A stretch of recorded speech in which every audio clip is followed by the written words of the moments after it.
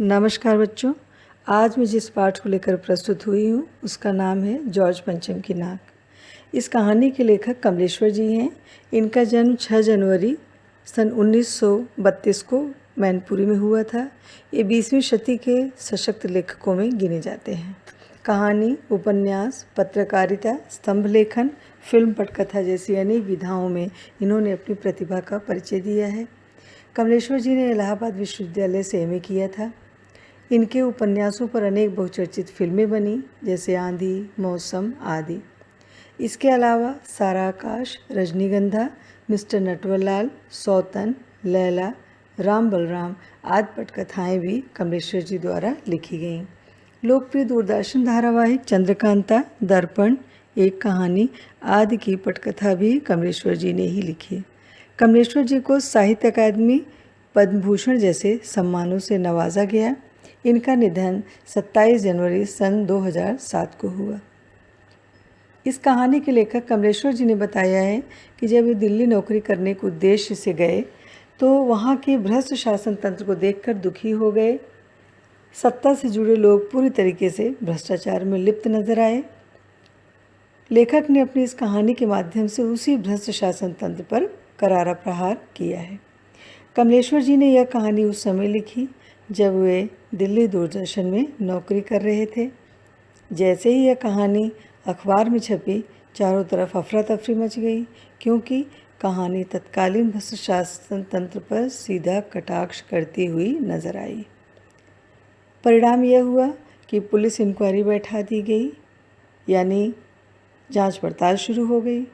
अंततः लेखक कमलेश्वर जी को अपने पद से इस्तीफा देना पड़ा, ऐसा लेखक ने स्वयं बताया है। और इस कहानी का अंत तब हुआ जब लेखक यानी कमलेश्वर जी ने नौकरी छोड़ दी। उनके पद पर किसी दूसरे व्यक्ति को नियुक्त किया गया और नियुक्त व्यक्ति से यह पूछा गया कि जॉर्ज पंचम की नाक कहानी उसने क्यों लिखी। पूछने वाले का सीधा संकेत कमलेश्वर जी की तरफ था। आइए अब जॉर्ज पंचम के बारे में संक्षिप्त जानकारी ले लें।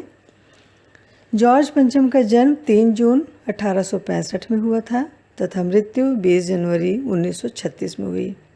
प्रथम ब्रिटिश शासक थे जॉर्ज पंचम, जो कि विंडसर घराने से संबंधित थे। एलिजाबेथ द्वितीय लंदन में ड्यूक जॉर्ज सस्टम व राजमाता एलिजाबेथ के यहाँ पैदा हुई थी। प्रस्तुत कहानी जॉर्ज पंचम की नाक एक व्यंग्यात्मक लेख है। इस कहानी के माध्यम से कमलेश्वर जी ने उन भारतीयों पर कटाक्ष किया है जो स्वाधीनता के बाद भी गुलामी की ज़िंदगी जी रहे थे। कहानी इस प्रकार है। रानी एलिजाबेथ अपने पति फिलिप के साथ भारत का दौरा करने वाली थी। प्रतिदिन अखबारों में उनसे संबंधित खबरें छप रही थीं।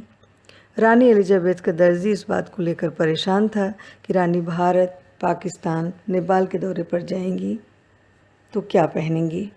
उसका परेशान होना लाजमी था। और साथ ही साथ रानी के भारत आगमन से पूर्व उनका सेक्रेटरी तूफ़ानी दौरा करने वाला था। फोटोग्राफरों की फ़ौज तैयार थी। इधर भारतीयों में भी अफरा तफरी मची थी कि रानी आएंगी और लाट पर नाक न होगी तो वे नाराज़ हो जाएंगी।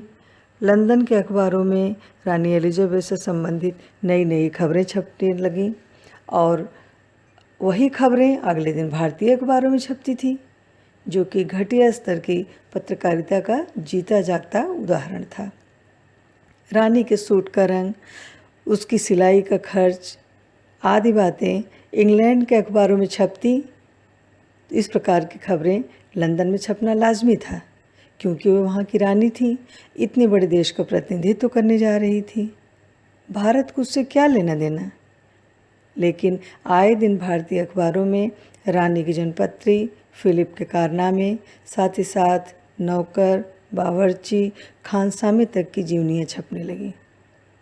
शाही महल में पलने वाले कुत्तों की तस्वीरें भी भारतीय अखबारों में छपी। इस प्रकार हम कह सकते हैं कि भारतीय समाचार पत्रों ने भारतीय पत्रकारिता को निचले स्तर की पत्रकारिता साबित करने में कोई कोर कसर बाकी नहीं लगाई। रानी के दौरे की तस्वीर लेने के लिए फोटोग्राफरों में भी बड़ी धूम थी, बड़ी अफरा तफरी मची थी, बड़ा शोर शराबा था। शंख इंग्लैंड में बजता तो गूंज हिंदुस्तान में सुनाई देती। अर्थात रानी का भारतीय दौरा लंदन के लिए मुख्य खबर थी, परंतु प्रसन्नता की लहर हिंदुस्तानियों में दौड़ रही थी। सभी सोच रहे थे कि रानी 5,000 रुपये का सूट पहनकर पालम हवाई अड्डे पर उतरेंगी तो उनके स्वागत के लिए कुछ होना चाहिए। रानी के शान शौकत के क्या कहने, मानो भारतीय जनमानस रानी के आगमन से धन्य हो रहा था। इस प्रकार देखते देखते दिल्ली का कायापलट हो गया, मतलब रातों रात दिल्ली का नवीनीकरण हो गया। सड़कें नई हो गईं, एक लंबे अरसे से टूटी फूटी सड़कों की मरम्मत हो गई, इमारतें नाज़नीनों की तरह सजा दी गईं। लेकिन अभी भी एक मुसीबत थी, वो थी जॉर्ज पंचम की नाक। दिल्ली के हुक्कामों को लगा कि अगर जॉर्ज पंचम की लाट पर नाक न लग पाई तो दिल्ली की नाक कट जाएगी। यानी दिल्ली अपना मान सम्मान सब खो चुकी थी और गुलामी की मानसिकता से मुक्त नहीं हो पाई थी। इस नाक की दास्तान बड़ी लंबी है। एक समय था इस नाक को लेकर बड़े तहलके मचे थे, आंदोलन हुए थे, राजनीतिक पार्टियों ने प्रस्ताव पारित कर चंदा जमा किया था और नेताओं के भाषण तथा गर्मागर्म बहसें हुई थी। परंतु यह निर्णय नहीं हो पा रहा था कि जॉर्ज पंचम की नाक लगा दी जाए या हटा दी जाए। कुछ लोग हटा देने के पक्ष में थे तो कुछ लगा देने के पक्ष में थे, परंतु कुछ लोग एकदम शांत थे। उनकी शांति का सीधा मतलब था कि उनका समर्थन दोनों तरफ था। आंदोलन चल रहा था। जॉर्ज पंचम की नाक बचाए रखने के लिए हथियारबंद पहरेदार तैनात कर दिए गए। एक दिन अचानक जॉर्ज पंचम की लाट से नाक गायब हो गई। अब भारतीयों को यह चिंता सताए जा रही थी कि रानी भारत आ रही हैं और लाट से नाक गायब है। यह तो बड़ी चिंता का विषय था भारतीयों के लिए। भारतीयों ने इस चिंता से निजात पाने के लिए देश के कथाकथित खैरख्वाहों की एक सभा बुलाई और इस विषय पर सोच विचार किया। आपस में सलाह मशवरे हुए, दिमाग खरोचे गए, यानी हर एंगल से दिमाग लगाया गया और अंततः यह तय हुआ कि किसी भी कीमत पर लाट पर नाक लगनी ही चाहिए। इसके लिए आनन फानन में मूर्तिकार को बुलाया गया। मूर्तिकार एक सफल मूर्तिकार था, परंतु वह आर्थिक रूप से थोड़ा लाचार था। मूर्तिकार ने सभा के सदस्यों के चेहरे देखे, जिन पर उनकी उदासी, लाचारी, बदहवासी स्पष्ट रूप से दिखाई दे रही थी। मूर्तिकार ने कहा, नाक तो लग जाएगी, परंतु यह पता लगना चाहिए कि लाट कब और कहाँ बनी, इसके लिए पत्थर कहाँ से लाया गया था। इतना सुनते ही लोगों ने एक दूसरे की तरफ देखा, मानो सभी एक दूसरे से कह रहे हों कि यह बताने की जिम्मेदारी तुम्हारी है। अंततः एक क्लर्क को छानबीन की जिम्मेदारी सौंप दी गई। पुरातत्व विभाग की फाइलों को खंगाला गया, कुछ हाथ नहीं लगा। क्लर्क ने कहा, फाइलें सब कुछ हजम कर गई हैं। उसके कहने का तात्पर्य था कि फाइलों को पढ़कर यह पता लगाना संभव नहीं है कि यह पत्थर कहाँ से आया था। अधिकारी वर्ग के चेहरे पर उदासी छा गई। मूर्तिकार को पुनः बुलाया गया तो उसने आश्वासन देते हुए कहा कि पत्थर की किस्म का पता लगाने की जिम्मेदारी आप लोग मुझ पर छोड़ दें। इसके लिए मैं हर पहाड़ी क्षेत्र का दौरा करके वह पत्थर खोज निकालूंगा। इतना सुनते ही कमेटी के सदस्यों में जान आ गई मानो। सभापति मन ही मन प्रसन्न हो गया और बड़े गर्व से बोला, कौन सी ऐसी चीज़ है जो भारत में नहीं मिलती? हर चीज़ देश के गर्भ में छिपी है। अर्थात हिंदुस्तान में क्या नहीं है, सब कुछ है, बस ढूंढने की ज़रूरत है। वो इतना खुश हो गया कि वो सोचने लगा कि आने वाला ज़माना खुशहाल होगा। उसका मानना था अगर रानी प्रसन्न हुई तो हम सब खुशहाल होंगे। सभापति का यह भाषण पेपर में छप गया। मूर्तिकार दौरे पर निकल पड़ा। कुछ दिनों बाद मूर्तिकार लौटा तो वह फिर हताश और निराश दिखाई दिया। वह बोला, हिंदुस्तान का चप्पा चप्पा मैंने खोज डाला, पर ऐसा पत्थर नहीं मिला, क्योंकि यह पत्थर विदेशी है। सभापति तैश में आ गया और मूर्तिकार से बोला कि विदेशों की सारी चीज़ें तो हम अपना चुके हैं, जैसे दिल, दिमाग, तौर तरीका, रहन सहन, यहाँ तक कि बॉल डांस तक अपना चुके हैं, तो पत्थर क्यों नहीं मिलेगा। यहाँ लेखक कमलेश्वर जी ने अपने कथन के माध्यम से भारतीयों के विदेशी मोह पर सीधा प्रहार किया है। मूर्तिकार खड़ा सोच रहा था, अचानक उसे एक उपाय सूझा। उसने कहा, एक उपाय है, लेकिन इसकी भनक मीडिया को नहीं लगनी चाहिए। मूर्तिकार ने कमरे के दरवाजे बंद करके सभापति को अपने विचार से अवगत कराते हुए कहा कि देश में अनेक नेताओं की मूर्तियां हैं। अगर आपकी इजाज़त हो तो उनमें से जिसकी लाट पर नाक सही बैठे वह लगा दी जाए। इस प्रकार मूर्तिकार की बातें सुनकर सभी की आंखों में खुशी की लहर दौड़ गई। सभापति ने मूर्तिकार को सजग रहने की सलाह दी। अब मूर्तिकार नाक की नाप लेकर निकल पड़ा। पहले वह दिल्ली से मुंबई गया। वहाँ दादा भाई नौरोजी, गोपाल कृष्ण गोखले, बाल गंगाधर तिलक, शिवाजी, कावस जी जहांगीर, सबकी नाकें नापी, परंतु सब जॉर्ज पंचम की नाक से बड़ी निकली। तो मूर्तिकार गुजरात गया। वहाँ गांधी जी, सरदार पटेल, विट्ठल भाई, महादेव देसाई की मूर्तियों को भी परखा। वहाँ भी उसको समाधान नज़र नहीं आया तो बंगाल की ओर गया। वहाँ टैगोर, सुभाष चंद्र बोस, राजा राम मोहन राय आदि को देखा। वहाँ भी उसके मंसूबे पूरे होते हुए नज़र नहीं आए तो वह बिहार होता हुआ उत्तर प्रदेश गया। वहाँ मूर्तिकार ने स्वतंत्रता संग्राम सेनानियों जैसे चंद्रशेखर आज़ाद, राम प्रसाद बिस्मिल, मोतीलाल नेहरू, मदन मोहन मालवीय की लाटों के पास गया। जब वहाँ भी सफल नहीं हुआ तो मद्रास जाकर सत्यमूर्ति, लाला लाजपत राय, भगत सिंह की लाटों को भी आजमाया, परंतु सभी मूर्तियों की नाक जॉर्ज पंचम की नाक से बड़ी निकली। इन पंक्तियों के माध्यम से लेखक ने इस बात की ओर संकेत किया है कि देश में आज़ादी की लड़ाई लड़ने वाले देशभक्त नेताओं, स्वतंत्रता संग्राम सेनानियों का सम्मान जॉर्ज पंचम के सम्मान से कहीं अधिक था।